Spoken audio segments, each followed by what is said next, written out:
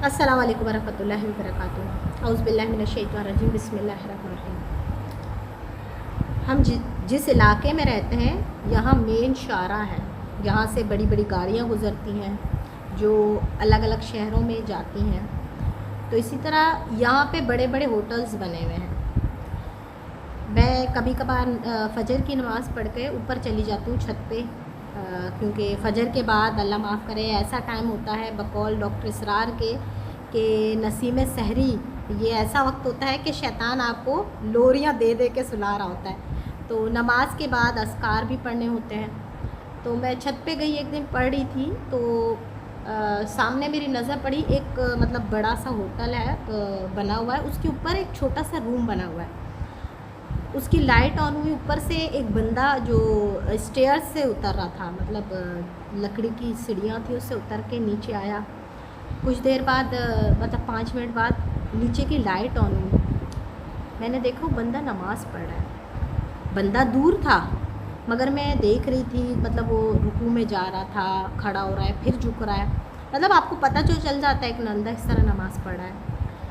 तो मैं ये देख के आप यकीन करें मेरे जहन में एक सोच आई। मैंने यही सोचा कि हम इंसान भी इसी तरह हैं, हम सब इस दुनिया में मुसाफिर हैं। यानी वो अगर अपने गांव से या किसी और जगह से यहाँ आए, रह रहे हैं और नीचे इस तरह मतलब उतर के नमाज़ पढ़ें, मतलब मुसाफिर हैं। तो हम लोग क्या हैं? हम भी तो मुसाफिर हैं। इस दुनिया में आए हैं चंद वक्त के लिए, फिर इस दुनिया से चले जाना है। तो हम क्यों भूल जाते हैं कि हम सब यहाँ मुसाफिर हैं, और हम इतनी भी ज़हमत नहीं करते कि अपने आप से इतनी भी मोहब्बत नहीं है कि इस दुनिया के पीछे भाग रहे हैं और अपने आप को जहन्नुम से बचाएं। अपने रब से इतनी तो वफ़ा करके जाएं जिसने आपको सांस दी, जिसके बग़ैर आप 1 या 2 मिनट भी ज़िंदा नहीं रह सकते, बल्कि चंद सेकंड्स भी नहीं रह सकते।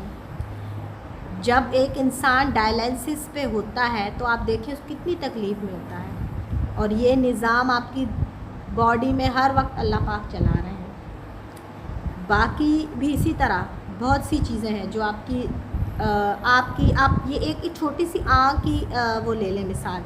ये आँख झपके ना तो आपको कितनी तकलीफ़ होगी। हम 1 मिनट में कितनी बार अपनी आँख झपकते हैं, सेकंड्स के हिसाब से झपक रहे होते हैं। हम अपने अल्लाह का इतना भी शुक्र अदा नहीं करते।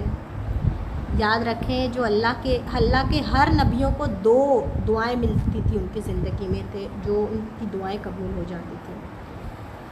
अल्लाह के जो महबूब नबी हैं हज़रत मोहम्मद सल्लल्लाहु अलैहि वसल्लम, हम उनके उम्मती हैं। अल्लाह का हम जितना शुक्र अदा कर लें कम है। उनके लाइफ में 2 दुआएं थी।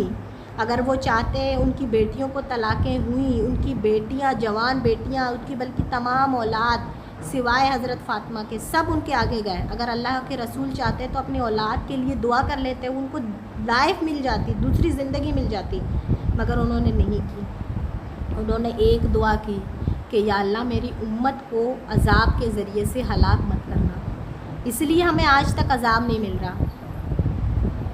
और एक दुआ अपनी आखरत के लिए ज़ख़ीरा कर ली, तो यह हम उसकी वजह से बचे हुए हैं। अब ये मत सोचें कि